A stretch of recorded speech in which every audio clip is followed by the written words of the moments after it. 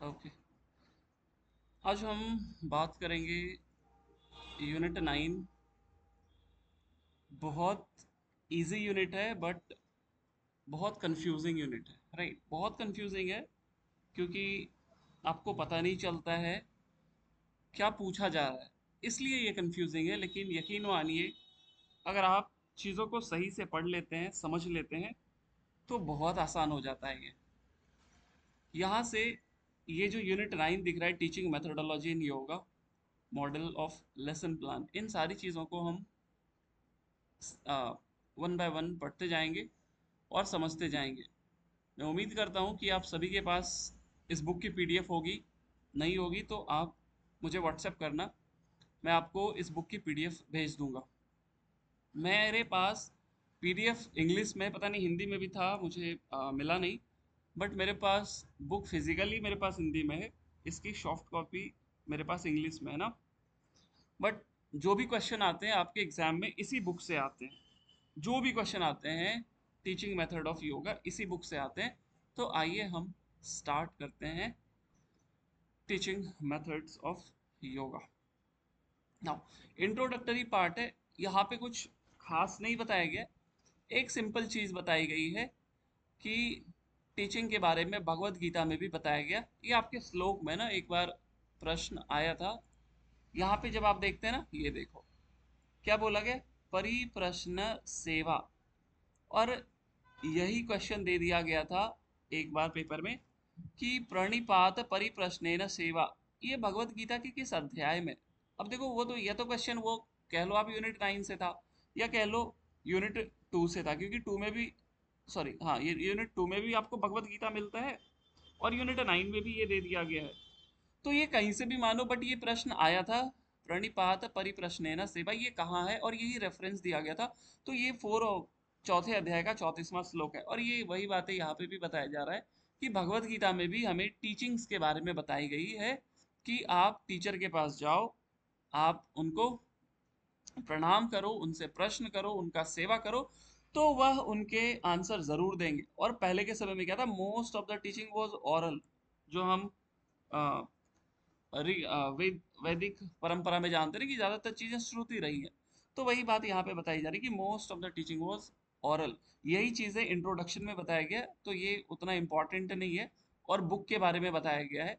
Basically जो question आते हैं वो यहाँ से शुरू होते हैं।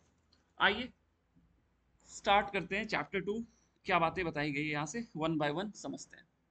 सबसे पहले बोला गया yoga is a very ancient discipline ना, ये बहुत पहले की चीज है। और डिसिप्लिन अथ योगा अनुशासन पढ़ते भी हम, तो कहते हैं यह क्या है, पूरा का पूरा पौराणिक अनुशासन है।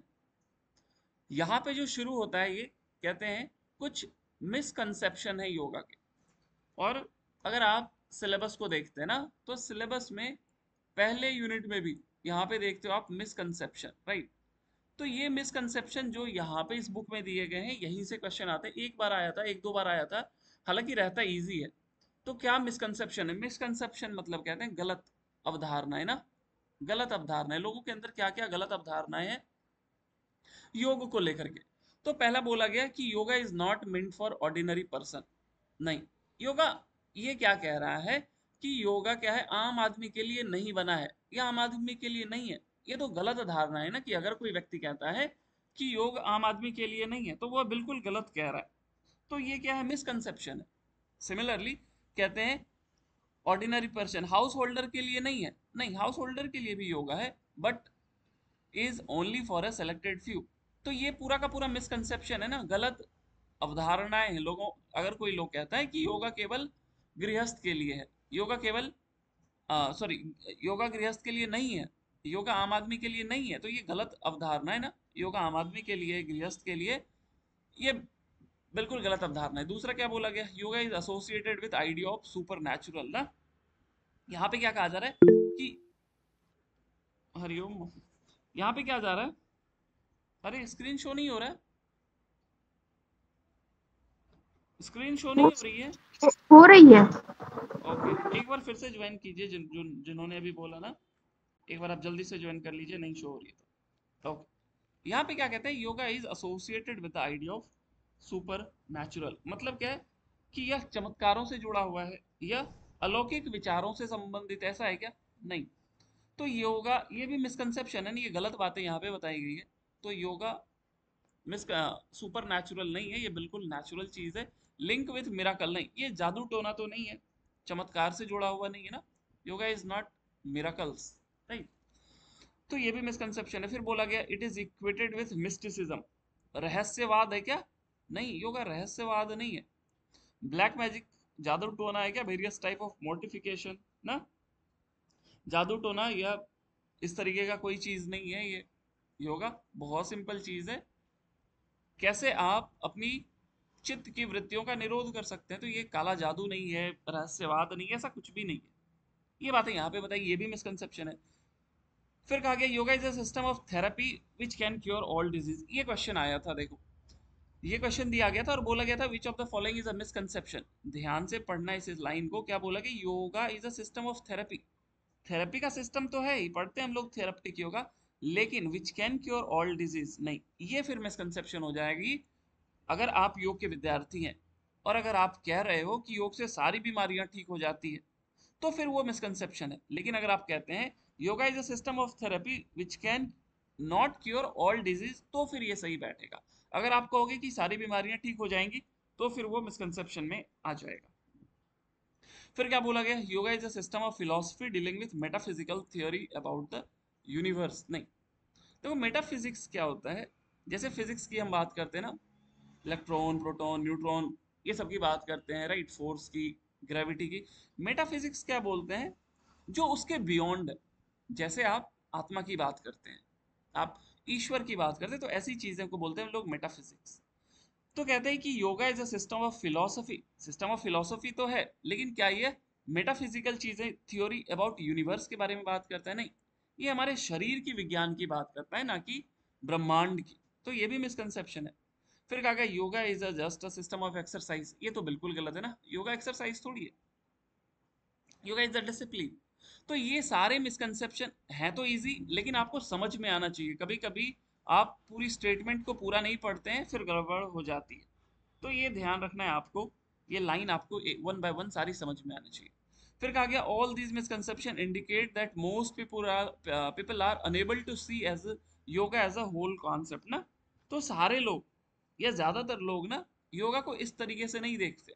योगा को ज्यादातर लोग इस तरीके से देखते हैं जो यहाँ पे बातें बताई गई है, इसलिए इसको मिसकंसेप्शन कहते हैं। अब योग के बारे में ये बताते हैं ना, योगा क्या है। तो यह योग क्या है, युज धातु से बना है। इसका अर्थ क्या होता है, टू ऐड, जोड़ना। और इसका अंतिम लक्ष्य क्या है, तो समाधि है। या युज का अर्थ क्या हुआ, समाधि, राइट, योग का अर्थ। और जो हम भगवत गीता में पढ़ते हैं, ये वाला देखो लाइन याद है ना, यहाँ पे क्या बोला गया, इसको थोड़ा ध्यान से अगर आप पढ़ोगे तो आपको ये समझ में आएगा। कहते हैं योगा का जो मतलब है वो दोनों चीज बताती है। क्या दोनों चीज बताती है?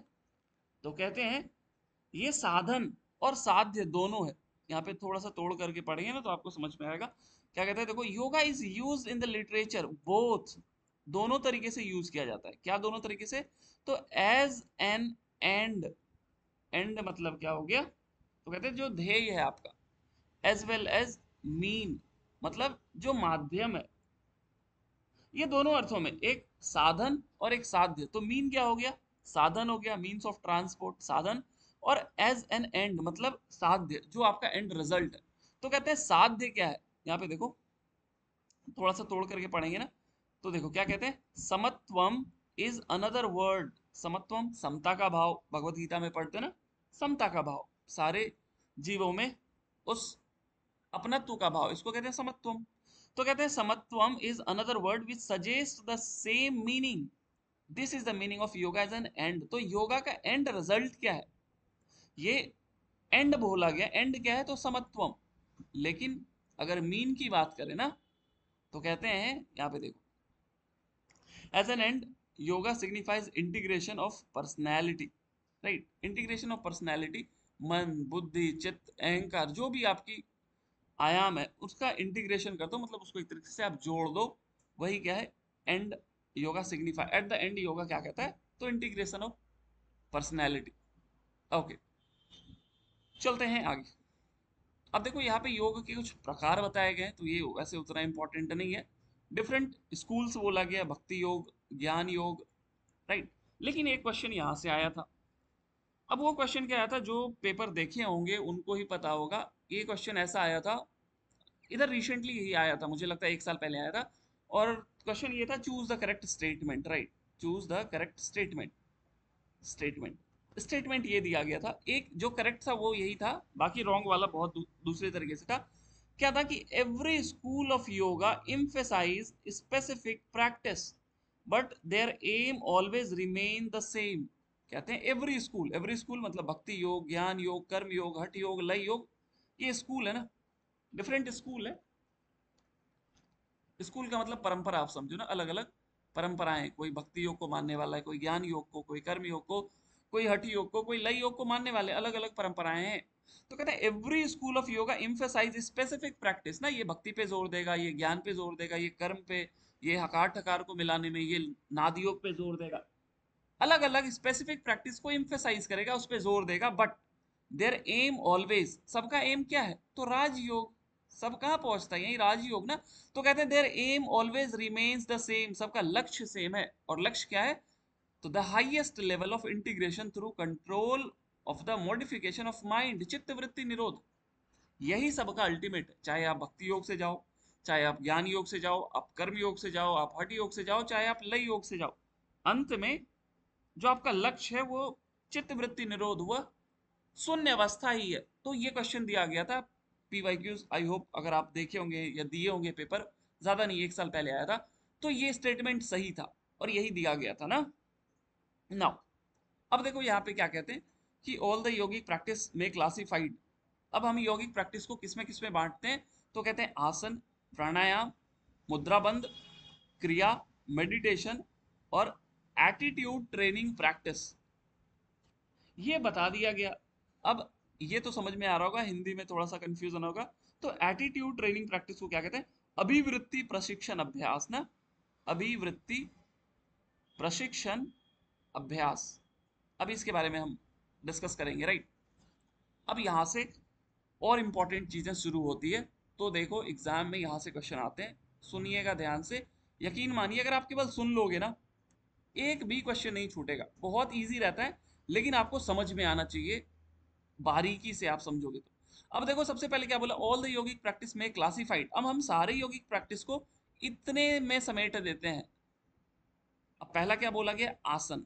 अब देखो आपने एसएसपी में, शिव संहिता में, हठ प्रदीपिका में, सब जगह आसन पढ़ा है। लेकिन यदि आपसे पूछ लिया जाए कि टीचिंग्स मेथड ऑफ योगा के अनुसार कितने प्रकार के आसन है, कितने आसन तो नहीं बताए गए, यहाँ पे प्रकार बोला गया ना, टाइप्स ऑफ आसना। तो कहते हैं कितने टाइप्स ऑफ आसन, तो 3 टाइप्स ऑफ आसन। लेकिन उसके पहले ये बोला गया कि ये जो आसन है ये किस सिद्धांत पे काम करते हैं, राइट।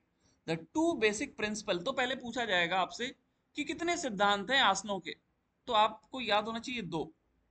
अगर पूछ लिया जाए टाइप्स ऑफ आसना, तो हो जाएंगे 3। देखो इतनी बारीकी से क्वेश्चन बनाए जा सकते हैं, राइट।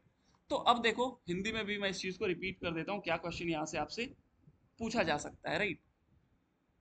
यहाँ से लाइन आप पढ़ो, क्या बोला गया, the 2 basic principle governing the performance of asana are stability and comfort. आप अलग अलग ग्रंथों में पढ़ते हैं ना, हठ प्रदीपिका में स्थैर्यम, आरोग्यम, लाघवम, घेरंड संहिता में पढ़ते हैं ना, आसनेन भवे दृढ़म, पढ़ते हैं। लेकिन अगर टीचिंग मेथड ऑफ योगा के अनुसार पूछेगा तो आप ये मत बोलना, आप बोलोगे स्टेबिलिटी मतलब स्थिरता, और दूसरा कंफर्ट या सुख। हिंदी में क्या बोलेंगे, आसन करने के 2 आधारभूत सिद्धांत क्या है, राइट। आसन करने के कितने से आधारभूत सिद्धांत हैं, तो आंसर हो जाएगा 2। और यदि आपसे पूछा जाएगा आसन करने के कौन से 2 आधारभूत सिद्धांत हैं, तो एक हो जाएगा स्थिरता और दूसरा हो जाएगा सुख। ये बहुत इंपॉर्टेंट है, ये क्वेश्चन नहीं पूछा गया अभी तक। फिर कहता है आगे, this suggest that nature of asana is psychophysical. अब आपसे पूछ लिया जाएगा, what according to teaching method of yoga what is the nature of asana, psychophysical, psychosocial, physical, mental, psycho emotional. तो ये ध्यान रखिएगा, आसन का नेचर कैसा है, तो साइको फिजिकल। हिंदी में क्या बोलेंगे, मनोकायिक, साइकिक मनस, और फिजिकल काया शरीर। तो मनोकायिक हिंदी में हो गया, इंग्लिश में साइकोफिजिकल। तो तीन बातें मैंने बताई। बेसिक प्रिंसिपल दो हैं, कौन कौन से, स्टेबिलिटी एंड कंफर्ट, आसन का नेचर कैसा है, तो साइकोफिजिकल, मनोकायिक। आगे बात करते हैं नाउ। अब asana can be classified into three category या थ्री टाइप्स। एक मेडिटेटिव, दूसरा कल्चरल, और तीसरा रिलैक्सेशन। ये बहुत इजी है, तो मैं इसमें ज्यादा समय नहीं लूंगा। मेडिटेटिव क्या हो गया, जो भी ध्यानात्मक आसन है, सिद्धासन, पद्मासन, सुखासन, वज्रासन, ये सब मेडिटेटिव हो गए। यहां से क्वेश्चन आ गया था, कल्चरल आसन किसको बोलेंगे, जिसमें भी आपके शरीर में खिंचाव महसूस हो। सूर्य नमस्कार, ताड़ासन, कटी चक्रासन, जो भी आसन आप करते हो, भुजंगासन, वो सारे कल्चरल में आ जाएंगे। और रिलैक्सेटिव, सब आसन, मत्स्य क्रीड़ासन, ये सब आसन आएंगे रिलैक्सेशन पे। अब इसके बारे में कुछ और भी बातें बताया गया, आइए देखते हैं।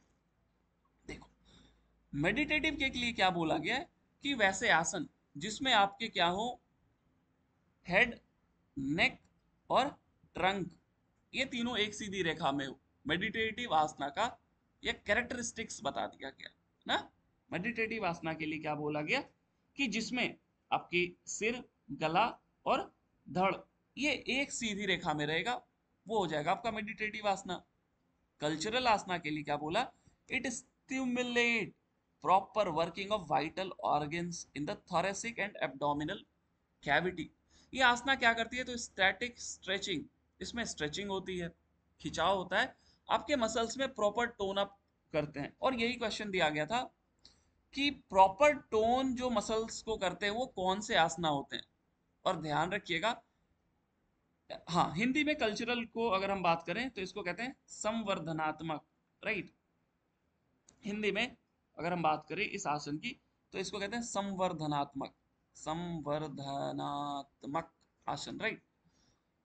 और एग्जाम में हो सकता है कल्चरल को कंफ्यूज करने के लिए आपको दे दे स्ट्रेचिंग आसना, राइट, या सूर्य नमस्कार, या कंफ्यूज करने के लिए ना कल्चरल देगा, तो आप कल्चरल ही लगाएंगे क्योंकि यहाँ पे वही वर्ड यूज किया गया। फिर आते हैं नेक्स्ट, तो कहते हैं रिलैक्सेशन आसना, जिसमें आप क्या कर सकते हो, तो ये देखो, perform in the lying position, जिसमें आपको बॉडी को रेस्ट दिया जाता है। ये ध्यान रखिएगा, इंपॉर्टेंट है। नाउ, इतनी सारी बातें आसन में बताई, ध्यान रखिएगा सारी चीजें, इतने क्लोजली क्वेश्चन फ्रेम किए जा सकते हैं। आते हैं प्राणायाम पे, बहुत इंपॉर्टेंट है। जहां कहीं भी आप प्राणायाम देखते हैं, उम्मीद है अगर आप पहले से पढ़ के आ रहे होगे, तो आप देख रहे होंगे पूरक, रेचक, कुंभक का रेशियो होता है 1:4:2, 12, 16, 10, अलग अलग ग्रंथों में बताया गया। उधर नहीं जाएंगे, केवल हम यहाँ पे बात करेंगे प्राणायाम के बारे में, टीचिंग मेथड ऑफ योगा में क्या बताया गया। पहली चीज, यहाँ पे क्या बोला गया है, सबसे पहले कि इनिशियल जब आप प्राणायाम करो, तो आप क्या करो, कुंभक को अवॉइड करो, right. Initial practice of breath holding phase is completely avoided ना।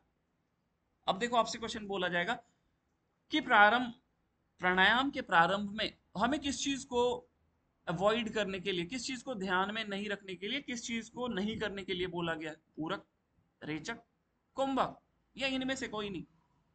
तो ध्यान रखिएगा, कुंभक नहीं करेंगे। और उसके बाद यहाँ पे एक रेशियो दिया गया जो बहुत इंपॉर्टेंट है। तो यहाँ पे जो रेशियो दिया गया 1:2, तो 1:2 क्या है, क्या ये पूरक और रेचक का रेशियो है, क्या ये रेचक और पूरक का रेशियो है, क्या ये रेचक कुंभक का है। पूछा जा सकता है आपसे एग्जाम में कि टीचिंग मेथड ऑफ योगा के अनुसार प्राणायाम का अनुपात क्या बताया गया, प्राणायाम में रेशियो क्या बताया गया। ये आपसे पूछा जा सकता है 1:2 जो रेशियो बताया गया है, ये किसके बीच में है, inhalation exhalation, inhalation retention, retention exhalation. तो ये ध्यान रखिएगा, ये रेशियो किस में है, तो इंस्पिरेशन एंड एक्सपिरेशन, मतलब पूरक और रेचक के बीच में। मतलब यदि आप 1 सेकंड तक पूरक कर रहे हैं, तो 2 सेकंड तक आप रेचक करेंगे। यदि आप 2 सेकंड पूरक करते हैं, तो 4 सेकंड रेचक करेंगे। ये रेशियो दिया गया, ये रेशियो बहुत इंपॉर्टेंट है, यहां से भी क्वेश्चन नहीं आया। अब आगे चलते हैं नेक्स्ट। अब आपसे पूछा जा सकता है प्राणायाम का मेन पर्पस क्या है, प्राणायाम हम क्यों करते हैं। तो बहुत क्लियरली लिखा गया, to gain control over autonomic nervous system. अब यहां से आपसे पूछा जा सकता है, to gain over sympathetic, to gain over parasympathetic, to gain over somatic nervous system, to gain over autonomic nervous system. तो ये आपको ध्यान रखना पड़ेगा कि किसके लिए बोला गया है। अगर हिंदी में बात करें तो स्वायत्त ना, स्वायत्त, स्वायत्त, स्वायत्त, तंत्रिका तंत्र ना, तंत्रिका तंत्र इंग्लिश में कहते हैं। To gain control over autonomic nervous system, nervous system में हमने इसको डिटेल में पढ़ा है, उम्मीद है आपको याद होगा, एग्जाम बहुत दूर नहीं है। तो तीन चार बातें हमने देखी, किसको अवॉइड करेंगे तो कुंभक को अवॉइड करेंगे। क्या रेशियो रहेगा तो 1:2 रहेगा। और इसका मेन पर्पस क्या है तो ऑटोनॉमिक नर्वस सिस्टम के ऊपर कंट्रोल, ये आपका मेन पर्पस है प्राणायाम का। आते हैं मुद्रा और बंद में।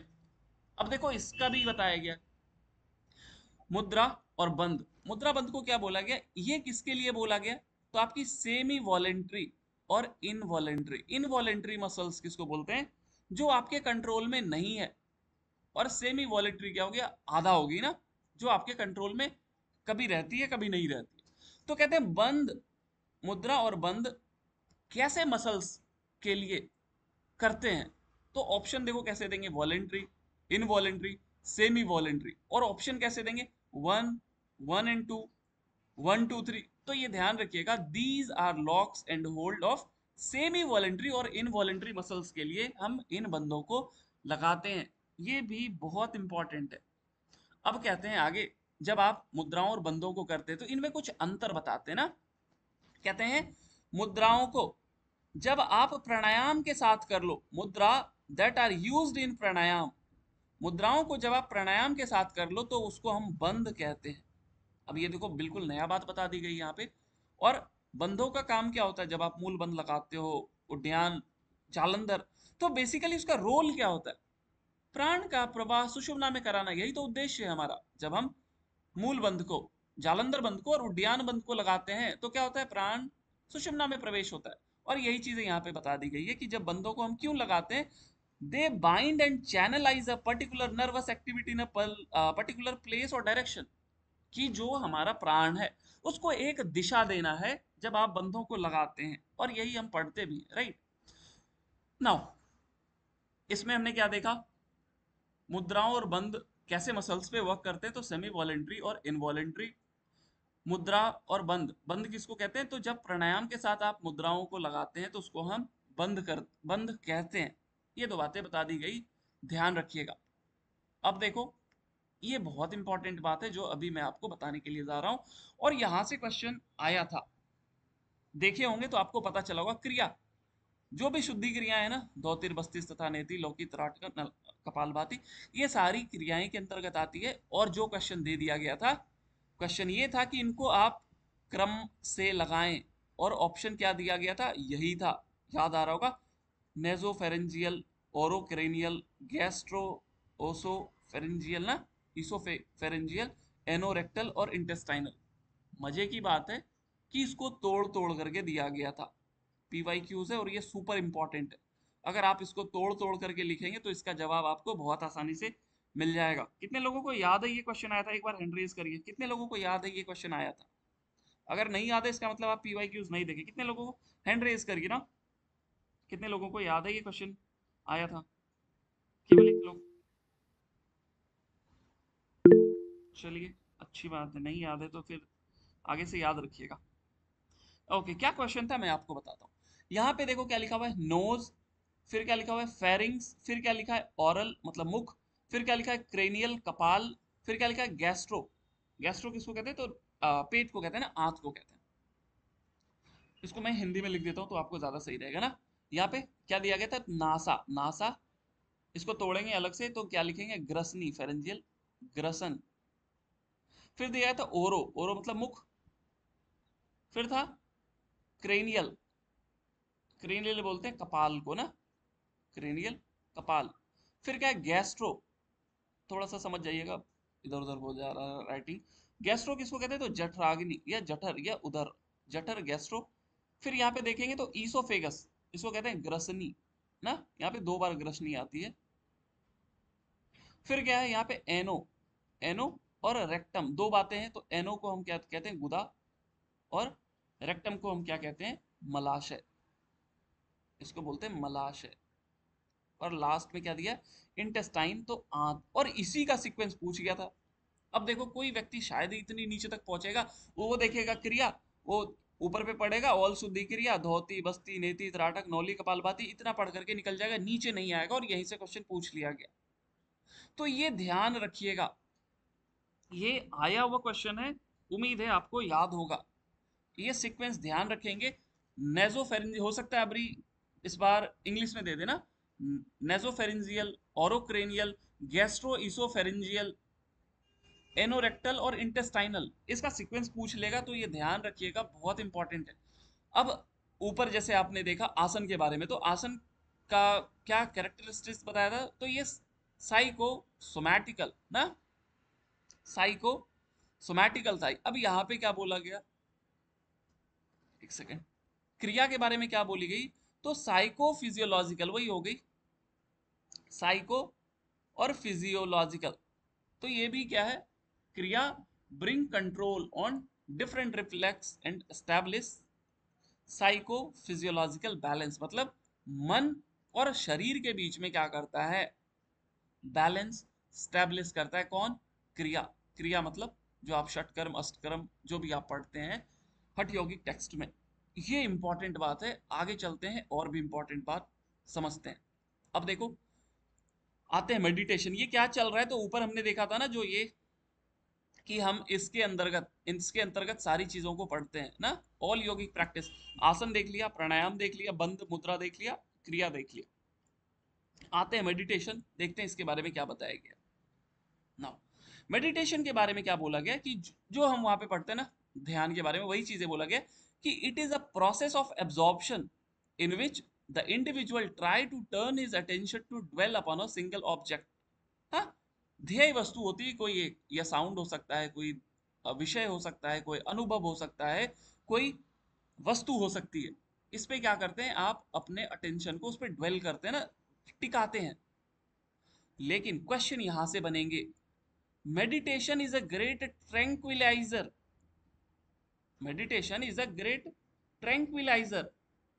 अब क्वेश्चन क्या देगा, बोलेगा which of the following is a great tranquilizer, shatkarma, sorry kriya, asana, meditation, attitude training practice.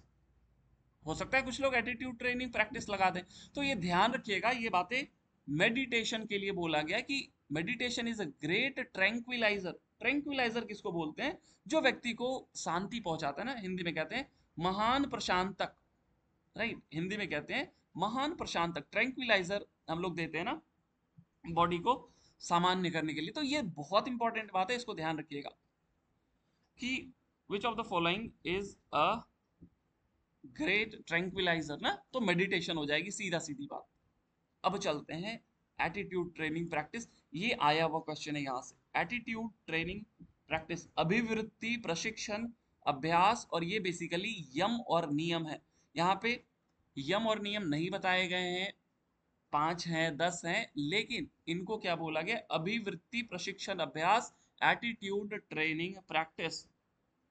लेकिन इंपॉर्टेंट क्वेश्चन क्या है, देखिए ये इंपॉर्टेंट है, ध्यान से देखिएगा नहीं तो निकल जाएगा। These form the basis of all yogic practice। Question क्या पूछा जाएगा, ये सभी यौगिक अभ्यासों के आधार हैं। ऑप्शन दिया जाएगा, ध्यान, आसन, प्राणायाम, क्रिया, एटीट्यूड, अभिवृत्ति प्रशिक्षण, किसकी बात की जा रही है, कौन सारे यौगिक अभ्यास के आधार हैं, तो attitude training practice, very important. Copy लेकर के बैठे तो इसको लिख लीजिए या स्क्रीनशॉट ले लीजिए ना, मैं जो भी यहाँ पे हाईलाइट करूँ ना, अगर आपको कुछ भी समझ में आए कि बाद में देखना हो, तो आप उसको स्क्रीनशॉट ले करके बाद में एक बेहतर नोट्स प्रिपेयर कर पाओगे आप ना।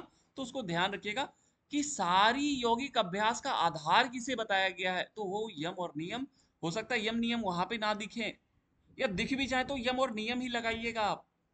हो सकता है ना दिख जाए यम नियम ना, यही दे देगा कि सारे यौगिक अभ्यास का आधार क्या है, यम और नियम, आसन, क्रिया, प्राणायाम, और फिर आप लगोगे सोचने। तो ये ध्यान रखिएगा, ये बहुत इंपॉर्टेंट है। और the nature of all yogic practices psychophysical, जो अभी हमने ऊपर देखा ना, साइकोफिजिकल बोलिए या साइकोफिजियोलॉजिकल बोलिए, बात एक ही है, राइट। तो सारे यौगिक अभ्यास की प्रैक्टिस का ना नेचर कैसा है, अभी इस पे क्वेश्चन भी मैंने बताया ना कि psycho social, physical, psycho emotional, psycho physiological या साइकोफिजिकल। तो ध्यान रखिएगा साइकोफिजिकल बोले या साइकोफिजियोलॉजिकल बोले ना, मनोकायिक, साइको मीन्स मन, फिजिकल मीन्स काया, तो मनोकायिक है सारे यौगिक अभ्यास का आधार। बहुत इंपॉर्टेंट है। यहीं पे आपका चैप्टर 2 खत्म होता है। तो उम्मीद है आपको सब चीज समझ में आ गया होगा, क्रिया के बारे में, आसन, मुद्रा, बंध, प्राणायाम, यम, नियम, एटीट्यूड, अभिवृत्ति, प्रशिक्षण, अभ्यास, राइट। अब चलते हैं चैप्टर 3 में। यहाँ से भी काफी क्वेश्चन आते हैं और जो कंफ्यूजिंग की बात मैं इस क्लास के स्टार्टिंग में करी थी वो यहीं से कंफ्यूजन शुरू होता है। आइए समझते हैं क्या बातें यहाँ पे बताई गई है।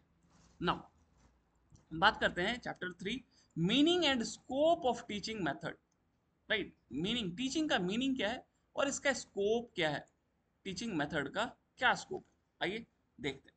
कहते हैं teaching is a part of educational process ना। टीचिंग क्या है, एजुकेशनल प्रोसेस का एक पार्ट है। अध्यापन क्या है, शैक्षणिक प्रक्रिया का एक पार्ट है जिसमें ये फैक्टर्स होते हैं। अब देखो यहां से क्वेश्चन आया हुआ है और क्या क्वेश्चन आया था कि how many factors of teachings, right. Teachings के कितने घटक हैं, फैक्टर मतलब घटक, घटक हिंदी में घटक बोलते हैं, इंग्लिश में फैक्टर्स कहते हैं। अब देखो बहुत तरह से क्वेश्चन आते हैं, क्वेश्चंस को सुनिएगा ध्यान से, मैं फिर से रिपीट कर रहा हूं। फैक्टर्स ऑफ टीचिंग्स कितने हैं, तो फैक्टर्स ऑफ टीचिंग्स पूछा जाए 6 हैं। हिंदी में अध्यापन, शैक्षणिक ना, अ, अध्यापन की कितने घटक बताए गए, तो टीचिंग्स के 6 घटक बताए गए और इनके नाम याद रखिएगा। Teaching, learning, teacher, student, subject of activity और इन्वायरमेंट। ये नाम इसलिए याद रखना है, आपसे हो सकता है पूछ लिया जाए कि which of the following is not a factor of teaching, teaching के घटक कौन नहीं है, और इनके बदल करके कुछ और इसमें नया घुसा करके दे देगा, तो ये याद रखना बहुत जरूरी है। और ये 6 बताए गए हैं, फिर से रिपीट कर रहा हूं, टीचिंग्स के फैक्टर हैं, ये टीचिंग्स के घटक हैं। मतलब आपकी टीचिंग कितनी बेहतर होगी, आप जो भी पढ़ा रहे हो वो कितनी बेहतर होगी, उसके कितने आयाम होंगे, किस पे डिपेंड करता है, तो वो इन 6 फैक्टर पे। अब बात करते हैं एजुकेशन, राइट। इसके इसके बारे में एक एक करके अभी हम समझने वाले हैं। चलो थोड़ा सा समझ ही लेते हैं। टीचिंग किसको बोलते हैं, जिसमें हम लोग मेथड लगाते हैं ना, अलग अलग मेथड लगा करके जो भी पढ़ाते हैं, that is called teaching. Learning किसको बोलते हैं, जिसमें बच्चा चीजों को सीखता है, नई चीजों को एडजस्ट करता है। टीचर जो सिखा रहा होता है, स्टूडेंट जो सीख रहा होता है, और सब्जेक्ट ऑफ एक्टिविटी ना, आप क्या सिखा रहे हो, क्या आपकी कंटेंट है, क्या आपकी विषय वस्तु है, इस पे भी टीचिंग डिपेंड करती है। और इन्वायरमेंट, वहां का वातावरण कैसा है, क्या वो विद्यार्थी के अनुकूल है, नहीं है ना। हो सकता है आप सड़क के किनारे पढ़ा रहे हो, ये भी है, टीचिंग भी है, लर्निंग भी है, टीचर स्टूडेंट है, सब्जेक्ट ऑफ एक्टिविटी भी है, लेकिन इन्वायरमेंट नहीं बन पा रहा है ना, उधर से गाड़ी जा रही, इधर से गाड़ी जा रही है, सिचुएशन ही वैसे इन्वायरमेंट नहीं है, तो टीचिंग उतनी इफेक्टिव नहीं होगी। तो टीचिंग इफेक्टिव हो इसके क्या कारण है, कितने घटक है, तो 6 हैं। इसको दोबारा से सुन लीजिए, चलते हैं आगे। नाउ अब देखो क्या बोला गया है, टीचिंग किसको बोलते हैं, तो कहते हैं consist of organization and conduct of learning experience by teacher.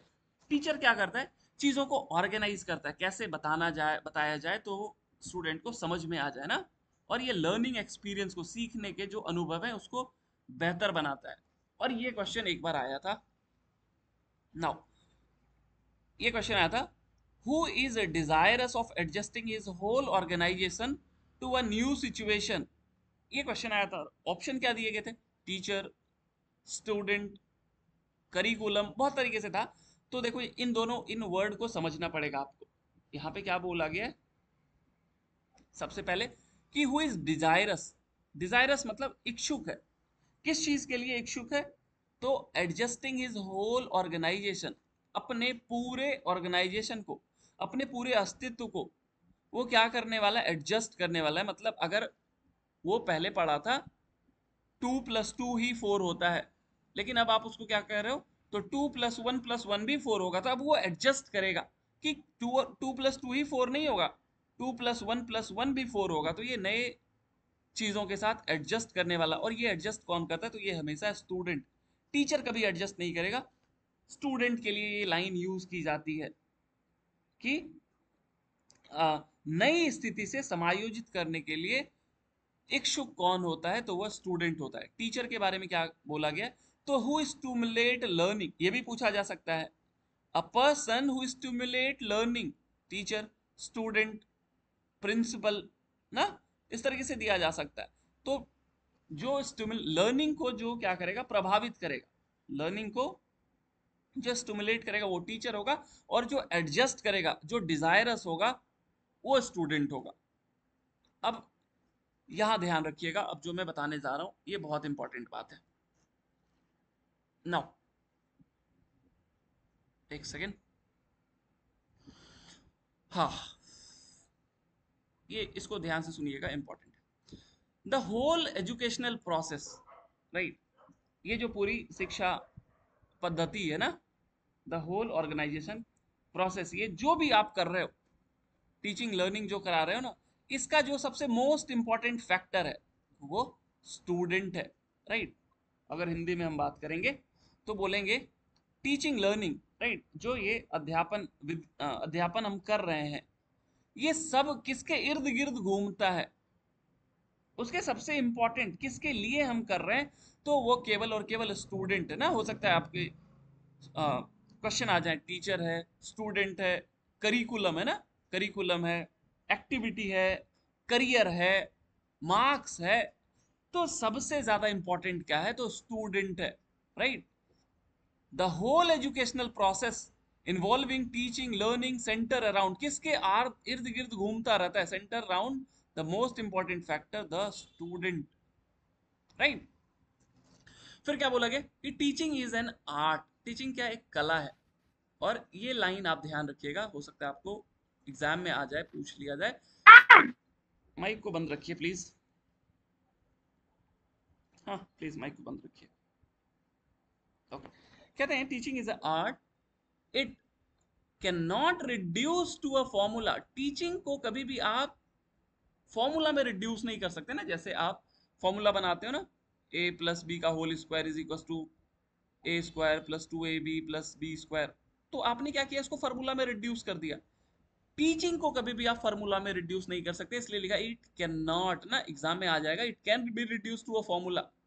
तो ध्यान रखिएगा, टीचिंग कभी भी हम उसको फॉर्मूला में नहीं रिड्यूस कर सकते हैं। आगे क्या बोला गया? टीचिंग एक आर्ट है, ये बिल्कुल सही है ना, एग्जाम में ऐसे पूछा जा सकता है, राइट। चलते हैं आगे। हाँ, इसको ध्यान से सुनिएगा, यहाँ पे बहुत कंफ्यूजिंग हो सकती है, बहुत ज्यादा कंफ्यूजिंग, इसलिए मैं इसको 2-3 बार बोलूंगा ताकि आप एक बार इसको ध्यान से पढ़ लो। देखो क्या बोला गया, during the process of teaching several method, बहुत तरह के मेथड होते हैं, राइट। जब आप टीचिंग कर रहे हो बहुत तरह के मेथड होते हैं, have been tried over many years, ना, सालों साल, सेंचुरी ओवर सेंचुरी, बहुत तरीके के मेथड हैं। We find that they fall into two main category. सुनिएगा ध्यान से, अगर आपसे पूछा जाए टीचिंग मेथड कितने हैं, अगर आपसे पूछा जाए टीचिंग के अप्रोच कितने हैं, और अगर आपसे पूछा जाए टीचिंग के कैटेगरी कितने हैं, तो तीनों का आंसर अलग अलग होगा। फिर मैं रिपीट कर रहा हूं, अगर आपसे पूछा जाए कितनी कैटेगरी है, कितने मेथड हैं, और कितने अप्रोच हैं, ये तीनों का आंसर अलग अलग होगा। अब आते हैं, समझते हैं क्या बोला गया। तो कहते हैं टू मेन कैटेगरी, दो मुख्य वर्ग में बांटा गया। किसको दो मुख्य वर्ग में बांटा गया है? तो सेवरल मेथड को। और कौन से दो मुख्य वर्ग हैं? तो कहते हैं एक इंस्ट्रक्शनल मेथड होगा, एक इंस्ट्रक्शनल मेथड होगा जिसको आप क्लासरूम में देते हैं। जब आप मेथड को क्लासरूम में दोगे तो वो बिल्कुल अलग होगा, क्लासरूम का मेथड बिल्कुल अलग होगा। और मेथड जो आप प्रैक्टिकल में, ना, जब आप योग कराते हैं तो उस समय आपकी अलग मेथड होती है, और जब आप क्लास में पढ़ाते हो उसकी अलग मेथड होती है। तो जितने भी मेथड हैं इसको हम इन दो कैटेगरी में बांटते हैं, एक क्लासरूम में पढ़ाने वाला, और दूसरा प्रैक्टिकल, जो आप फील्ड में सिखाते हैं, जो आप जिम में सिखाते हैं, जो प्रैक्टिकल आप सिखाते हो, इन दो कैटेगरी में हम जब कैटेगरी बोले तो उसकी आंसर दो होगी। मेथड मत समझ लीजिएगा, ये इंपॉर्टेंट बात है। फिर क्या बोला गया है, आगे बात करते हैं। फिर कहा गया है कि traditionally we have two approach. Traditionally, पारंपरिक रूप से हमारे पास दो अप्रोच हैं। अब ये क्या हो गया, तो कहते हैं सफल अध्यापन के ना, आपसे क्वेश्चन क्या पूछा जाएगा, traditionally how many approach toward successful teaching. हमारे पास सफल अध्यापन के कितने ढंग बताए गए हैं, तो वो भी दो हो जाएंगे। एक हो जाएंगे टीचर सेंटर्ड अप्रोच और दूसरा हो जाएगा स्टूडेंट सेंटर्ड अप्रोच। अब ये क्या होता है, आइए समझते हैं। यदि आपको बोला जाए teacher centred approach, teacher centred approach मतलब टीचर को सेंटर में रख दो। पहले गुरुकुल में क्या होता था, टीचर बोला 4 बजे उठो, 6 बजे क्लास में आ जाओ, और टीचर बोलता गया, शिष्य सुनता गया। वहां सारा रोल टीचर का है। ये गुरुकुल परंपरा की बात कर ली गई। बात करते हैं हम लोग अभी नर्सरी क्लास की, एलकेजी क्लास की ना। तो इसमें क्या होता है, टीचर बोलता है ए फॉर एप्पल, बच्चा बोलता है ए फॉर एप्पल। तो यहाँ पे स्टूडेंट सेंटर में नहीं है, यहाँ पे टीचर सेंटर्ड में टीचर जैसा बोल रहा है बच्चा वैसा कर रहा है।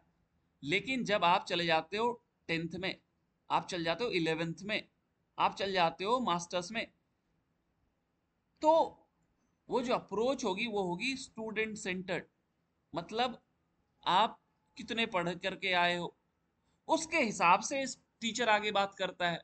बचपन में ये नहीं होता है, हर दिन वो A for apple B for ball वो करता रहता है, भले ही 5 बच्चा पढ़ करके आए, लेकिन वो अगले दिन भी टीचर वही पढ़ाएगा, 2 1 जा 2 2 2 जा 4। उस अप्रोच को हम कहते हैं स्टूडेंट सेंटर्ड। और जब आप बड़े हो जाते हैं उसको हम कहते हैं, सॉरी उल्टा बोल दिया, उसको हम कहते हैं टीचर सेंटर्ड। और जब आप बड़े हो जाते हैं उसको कहते हैं स्टूडेंट सेंटर्ड। ये दो अप्रोच हैं। और ऊपर हमने जो पढ़ा वो दो कैटेगरी थी। दोनों का आंसर दो है, बट दो अलग अलग बात है ना। ये दो क्या है, तो ये है कैटेगरी ना, थोड़ा सा पेन चेंज कर लेता हूं मैं। राइट, ये दो है कैटेगरी। कौन सी दो कैटेगरी हो गई, तो एक इंस्ट्रक्शनल जो आप क्लासरूम में देते हैं, और दूसरा मेथड जो आप प्रैक्टिकल में जिम में फील्ड में देते हैं। राइट, ये दो कैटेगरी हो गई। अभी हमने जो दो अप्रोच बात की, वो दो अप्रोच किस चीज की, तो सक्सेसफुल टीचिंग की। पारंपरिक रूप से सफल अध्यापन की कितने ढंग बताए गए हैं, कितने अप्रोच बताए गए, तो दो, एक टीचर सेंटर्ड, एक स्टूडेंट सेंटर्ड।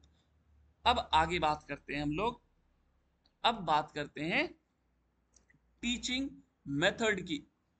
अब समझो ध्यान से, अगर आपसे पूछा जाए कि teaching methods of yoga book के अनुसार टीचिंग के कितने मेथड बताए गए हैं, तो इसका आंसर होगा 7।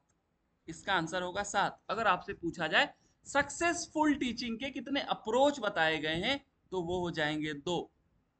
राइट, वो हो जाएंगे, पेन कहाँ गया, वो हो जाएंगे 2। ये बात याद रखिए, अप्रोच 2, मेथड 7। अब सबसे पहले बात करते हैं लेक्चर मेथड की। ये टॉपिक, इससे इतने क्वेश्चन बनाए जा सकते हैं आप सोच भी नहीं सकते। एकदम नहीं बनाया जाता है, लेकिन अगर बनाए जाए तो बहुत टफ होगा अगर आप बारीकी से नहीं पढ़ेंगे। अगर आप टीचिंग मेथड को नोट्स से पढ़ करके जाते हैं, यकीन मानिए बहुत प्रॉब्लम होगी। आप बुक्स को लाइन बाय लाइन पढ़िए, चीज़ें बहुत आसान हो जाएंगी। बहुत कुछ बुक में लिखा रहता है, नोट्स में बिल्कुल भूल जाते हैं। अब जब मैं आपको बताऊंगा तब आपको समझ में आएगा कितनी चीज़ें बुक में एक्स्ट्रा लिखी रहती है। लेक्चर मेथड, आपसे पूछा जाएगा विच of the following method is oldest, lecture method पहला क्वेश्चन। दूसरा, it is valuable in organizing a large field on material, separating a particular type of information for immediate use। आपसे पूछा जाएगा कि अगर आपको लार्ज फील्ड या ज्यादा बच्चों को एक साथ सिखाना है तो कौन से मेथड यूज करेंगे, लेक्चर मेथड। तीसरा, it is more useful with mature student. ये क्या बात हो गई, तो कहते हैं जो मच्योर हैं, जो बच्चे परिपक्व हो गए हैं। राइट, अगर आप क्लास 2 में 3 में लेक्चर मेथड देना शुरू करोगे तो बच्चा बोर हो जाएगा, उसको समझ में नहीं आएगा। तो मैच्योर स्टूडेंट के लिए ये ज्यादा यूजफुल होता है। आगे फिर बोला जाएगा, विच of the following method require a high degree of auditory perception. इनमें से कौन से मेथड या इनमें से कौन सी विधि उच्च आ, हाँ, इनमें से कौन सी विधि श्रवण संवेदना ऊंचा होगा तो ज्यादा बेहतर इफेक्ट या ज्यादा इफेक्टिव होगी। तो ये लेक्चर मेथड की बात की जा रही है। फिर it involve problems of attention, voice level, clarity, use of rest period and vocabulary level. ये किस किस चीज में, किस किस चीज को इन्वॉल्व करता है? तो कहते हैं अगर आप अटेंशन नहीं, आप सावधान नहीं, आप नहीं ध्यान दे रहे हैं तो फिर ये मेथड इफेक्टिव नहीं होगी। अगर जो लेक्चर दे रहा है उसकी वॉइस लेवल या उसमें क्लैरिटी नहीं होगी, मतलब जो बोल रहा है, मान लो माइक पे बोल रहा है, माइक में थोड़ी सी भी प्रॉब्लम है, जैसे मैं यहाँ पे अभी जो बेसिकली मैं कर रहा हूँ, ये मेथड एक तरीके का लेक्चर मेथड ही है। आप लोग कोई नहीं बोल रहे हो, सुन रहे हो, लेक्चर मेथड भी। यहाँ पे थोड़ा सा मैं डिमॉन्स्ट्रेट, मतलब प्रेजेंट कर रहा हूँ, तो ये एक तरीके से कह लो मैं डिमॉन्स्ट्रेट भी कर रहा हूँ यहाँ पे। तो लेक्चर कम डिमॉन्स्ट्रेशन मेथड हो सकता है, लेकिन ये बेसिकली लेक्चर मेथड है। आप सब मैच्योर बच्चे हो, अगर मैं यही लेक्चर, भले ही मैं क्लास 2 की चीजें सिखा रहा होता, अगर मैं प्रेजेंट करता तो ये उतनी इफेक्टिव नहीं होती। तो ये मैच्योर स्टूडेंट के लिए बेहतर है। तो पूछा जा सकता है कि इनमें से कौन सी विधि परिपक्व बच्चों के लिए बेहतर है? तो लेक्चर मेथड। फिर आगे बात करते हैं, लेक्चर मेथड की कुछ लिमिटेशन है ना, इसके कुछ खामियां हैं। क्या बोला गया कि it is a teacher centred activity. अब आपसे लोग पूछ लेगा कि which of the following method is a teacher centred, शिक्षक केंद्रीय मेथड है? तो लेक्चर मेथड है ना, ये देखो टीचर सेंटर्ड है, मैं जैसा बोल रहा हूँ, जो मन करेगा मैं वो प्रेजेंट करूंगा, जहां मैं मेरा मन करेगा वो मैं बताऊंगा। तो ये क्या है जो एक्चुअली अभी हम लोग कर रहे हैं, ये एक्चुअली में टीचर सेंटर्ड है, शिक्षक केंद्रीय है। और कहते हैं इसकी लिमिटेशन है ना कि may encourage lack of participant, may encourage lack of participation on the part of student. ये क्या कर रहा है, इनकरेज कर रहा है ना कि आप लोगों की पार्टिसिपेशन, आप लोगों की भागीदारी बिल्कुल कम है, इवन कोई कुछ नहीं बोल रहा है, सब लोग म्यूट हो, सुन रहे हो। तो ये लिमिटेशन है ना। और हम जानते हैं कि अगर आप पूछ भी रहे हो बीच बीच में, हालांकि आप लोगों के पास परमिशन है कि आप माइक ऑन कर लो, कभी कभी लोग परमिशन भी नहीं देते हैं, आई टोटली अग्री, लेकिन यहाँ पे आपके पास ये परमिशन है। लेकिन एक तरीके से ये खामियां है कि आप यहाँ पे केवल सुन रहे हो। फिर कह रहे हैं many student lack ability to learn. अब देखो यहाँ पे क्या है, बहुत लोग की क्या हो सकती है, यहाँ पे एबिलिटी कम हो सकती है।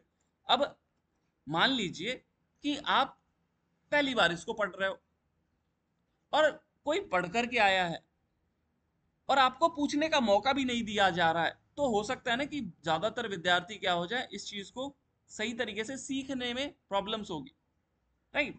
और जब आप लेक्चर मेथड शुरू करते हैं तो आप क्या हो जाते हो कि बाकी और मेथड को आप इग्नोर कर देते हो, जो कि और भी इफेक्टिव हो सकती है आपकी टीचिंग ना, या और भी इफेक्टिव मेथड को आप इग्नोर कर देते हैं। फिर कहते हैं कि attention span of more immature student, अगर बच्चा इमेच्योर होगा तो ये टू शॉर्ट टू बेनिफिट। तो अगर बच्चा इमेच्योर होगा, अगर 3-4 क्लास को लेक्चर मेथड दे रहे हो तो फिर वो ज्यादा इफेक्टिव नहीं होगी। तो हो सकता है क्वेश्चन ऐसे पूछा जाएगा, विच of the following method is teacher centred, which of the following method is great और beneficial for mature student, which of the following method is not good for immature student। तो ये ध्यान रखिएगा, ये है आपका लेक्चर मेथड की अभी जो हमने बात करी, ये इसकी लिमिटेशन, इसकी खामियां हैं, इसकी दायरे हैं, राइट।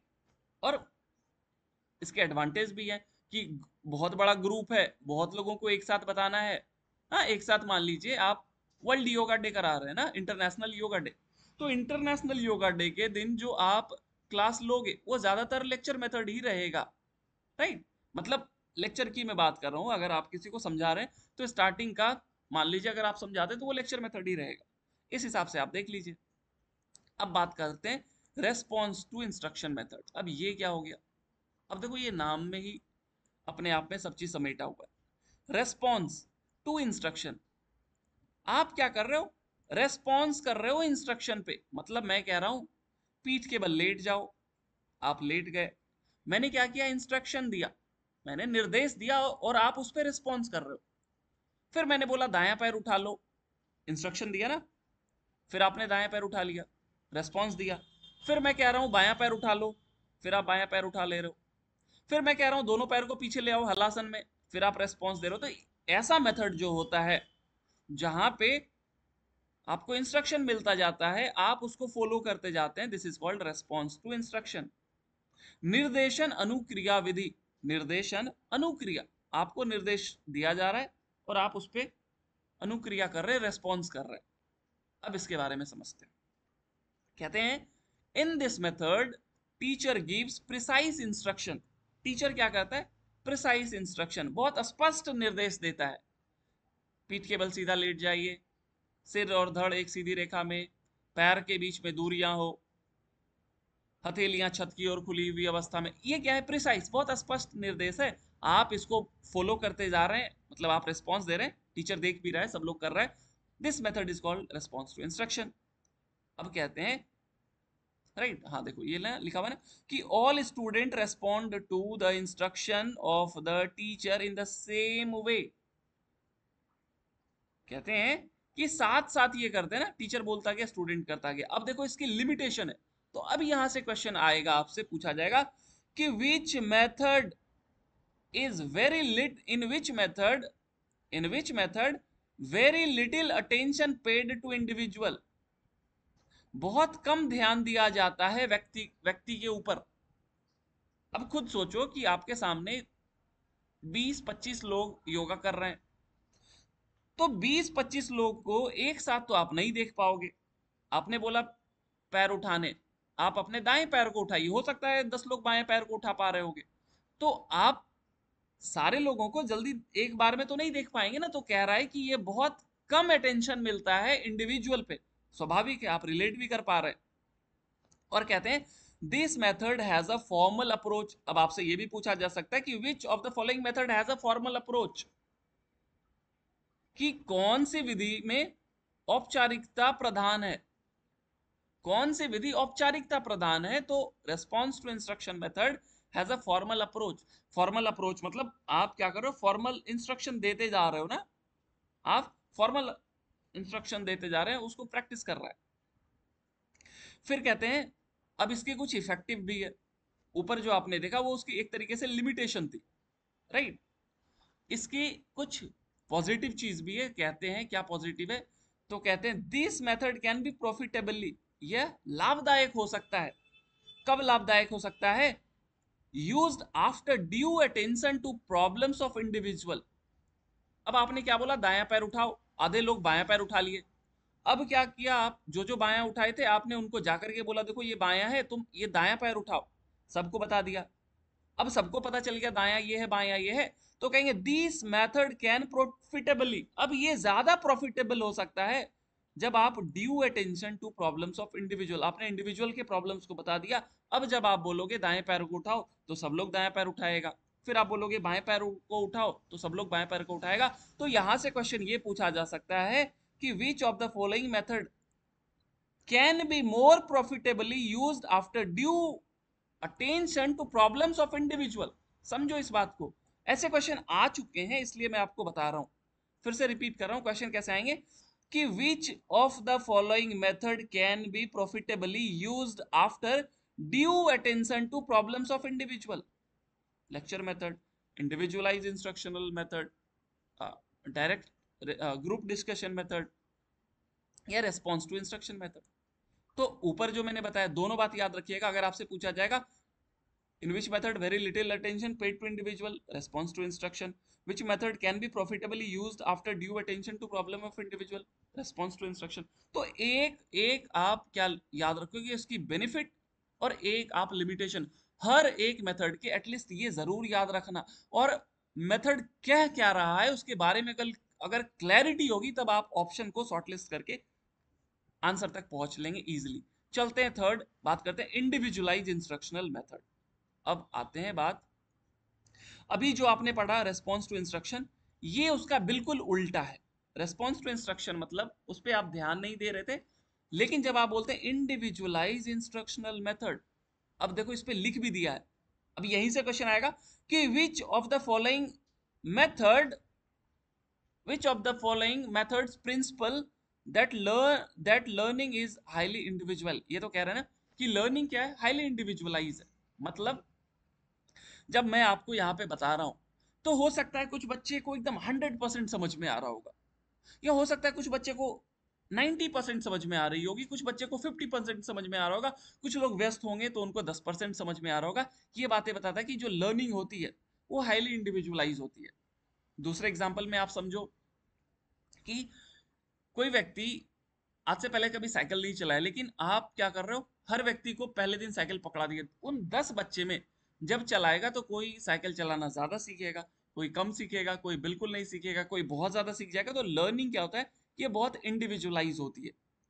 और कहते हैं इन दिस मेथड, इस विधि में attempts are made to provide by different means, हम क्या करते हैं अलग अलग माध्यम से इंडिविजुअल डिफरेंस। इंडिविजुअल डिफरेंस क्या क्या किसको कहते हैं, जैसे किसी के अंदर सीखने की ना, कोई बहुत जल्दी सीख जाता है, कोई बहुत धीरे सीखता है, कोई बिल्कुल नहीं सीखता है। तो हम जब इंडिविजुअल डिफरेंस का ध्यान रखते हैं ना, उस विभिन्नताओं के ना, जैसे मैं बार बार चीजों को रिपीट कर रहा हूँ, या हो सकता है मैं सीधा एक बार पढ़ता जाता, समझाता जाता, फिर पढ़ता जाता, आगे बढ़ता चला जाता, तो मैं इंडिविजुअल डिफरेंस का ख्याल नहीं रखता। हो सकता है कुछ लोग पहले पढ़ चुके हैं या कुछ लोग पहली बार पढ़ रहे हैं, तो मैं चीजों को बहुत बारीकी से समझा रहा हूँ, तो जो पहले पढ़ चुके हैं उसका भी ध्यान में रख रहा हूँ, और जो पहली बार पढ़ रहे हैं उसका भी मैं ध्यान रख रहा हूँ। तो दोनों के बीच में इंडिविजुअल डिफरेंस है ना, व्यक्तिगत भिन्नता है। तो इस हिसाब से जब आप इंस्ट्रक्शन देते हैं उसको हम कहते हैं इंडिविजुअलाइज इंस्ट्रक्शनल मेथड। एग्जाम्पल से समझते हैं। मान लो कोई बच्चा मैथ्स बहुत आसानी से कर लेता है, उसको आप वर्ड प्रॉब्लम दो, कर लेगा। कोई बच्चा पिक्चर से समझता है ना, कोई बच्चे को जैसे आप फ्रैक्शन पढ़ा रहे हो, तो आपने तीन बच्चा, एक दो तीन, पहले वाले को क्या बोला, आपने बोला कि चलो 1/2 + 2/3 कर लो, वो कर लिया। दूसरा जो बच्चा है उसको आप क्या करो, उसको समझाते ना पिज्जा के हिसाब से कि ये 2/3 है, ये 1/2 है, राइट, ये 1/2 है, इस तरीके से जोड़ेंगे तो उसको ऐसे समझ में आता है।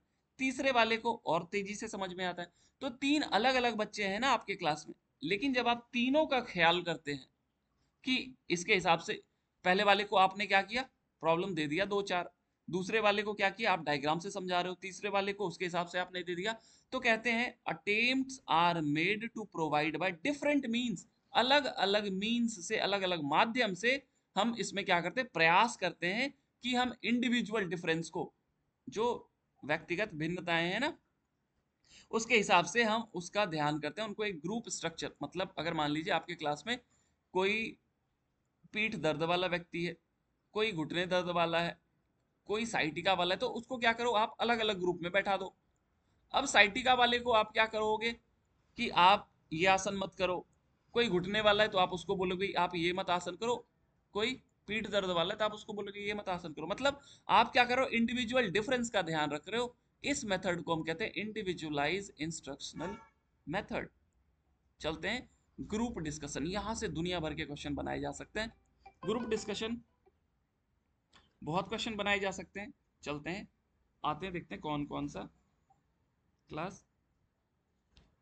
ओके, हम ना 5 मिनट का ब्रेक लेते हैं, 9 बजे, 9:05 में हम फिर से स्टार्ट करेंगे। अभी तो आपको पानी वगैरह पीना है, पी लीजिए। हम 5 मिनट में स्टार्ट करेंगे। 9:05 हुआ है ना, 9:05 में स्टार्ट करते हैं, 5 मिनट का ब्रेक लेते हैं। हरिओम।